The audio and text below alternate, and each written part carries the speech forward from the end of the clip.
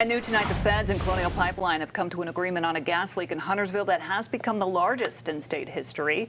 Fox 46 has been following the leak and the cleanup for almost a year now. The agreement, though, isn't entirely good news for some of the people we spoke with. Fox 46's Derek Dellinger is live tonight in Huntersville. And Derek, what does this agreement say?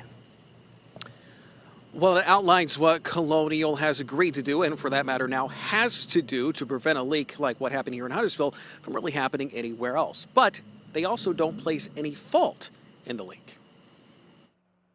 Next month will mark 1 year since two teens discovered a gas leak while riding an ATV out in Huntersville that has simply turned into one big mess. There's been repair, replacements, a bunch of gas recovered underground, and now we have a look at a path forward. I believe that it's a whole lot more about what are you going to do in the future than what you've done in the past. We showed Shannon Ward the agreement between the Pipeline and Hazardous Materials Safety Administration and Colonial. It essentially laid out a series of steps Colonial has to take. Fox 46 told you about these months ago, but they were only recommendations. Colonial, though, has agreed to them. They need to address it in other places before it happens somewhere else. As part of the agreement, Colonial will have to hire a third party to look at their leak detection systems and how they detect leaks on their systems in person and how they respond to it and determine what needs to change on their entire 5,500-mile pipeline.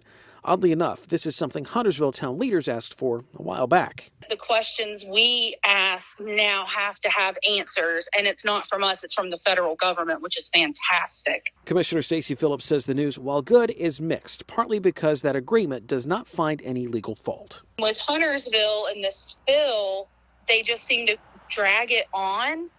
Colonial, for their part, says, in part, the consent agreement outlines a number of steps that Colonial has agreed to undertake, and we appreciate the opportunity to settle this matter. One thing it does not settle, though, is any action from the North Carolina Department of Environmental Quality, who are still looking at the leak. Who else are you going to blame? It's their pipeline. Now, we told you late last week that the total amount of gas that has been recovered so far was around 1.17 million gallons, but they did say they would likely reach 1.2 million gallons within the week, as in likely right about now. Now, that 1.2 million gallon estimate is actually really key here because that was the last estimate that they gave of how much they thought was underground, but they say as a result of finding more gas deeper underground, the number will likely be higher, and likely is at this point.